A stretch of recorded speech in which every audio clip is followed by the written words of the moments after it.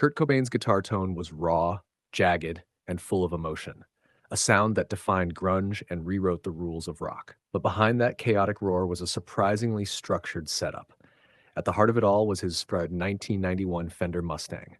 Short scale, lightweight, and beat up, just the way he liked it. He had it modified with a Seymour Duncan JB humbucker in the bridge. That pickup gave him the fat, aggressive tone he needed to cut through. It was the perfect weapon. Not too pretty, not too polished. Kurt once said the Mustang was his favorite guitar by far. From his Mustang, the signal went straight into a Boss DS2 turbo distortion.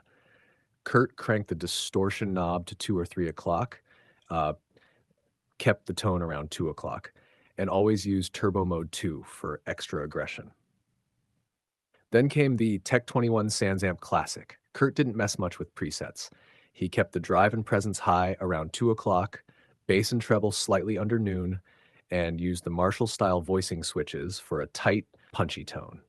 Next in line was the Electro-Harmonix PolyChorus. He used it mostly for that jet-like sweep. He kept the mode on filter matrix, tune around 11 o'clock, sweep low, and feedback up for that eerie mechanical sound. Then came the small clone chorus, his go-to for that iconic watery modulation. He left the depth switch on and set the rate around 10 to 11 o'clock. That's what gave Come As You Are its swirling underwater feel. From the pedals, the signal hit a Mesa Boogie Studio 22 preamp. This gave Kurt his tube warmth and gritty mids. He kept the treble and bass near noon, middle a bit higher, and gain up for that rough, biting rhythm tone.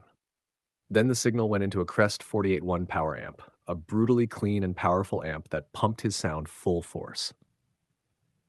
Finally, it all blasted through Marshall 1960 4x12 cabinets.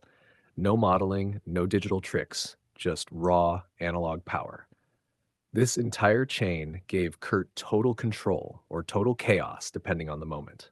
He didn't chase gear for perfection. He chased what felt real. He used this exact rig during the In Utero tour at MTV Live and Loud, Reading Festival '92, and countless raw, sweat-soaked club gigs. What made Kurt's tone legendary wasn't complexity. It was honesty, a messy, emotional roar from the heart. He didn't want to sound clean. He wanted to sound like truth. Thanks for watching. If you're into the gear behind legendary artists, hit like, subscribe, and drop a comment. Keep the spirit loud, raw, and real. And never mind the rules.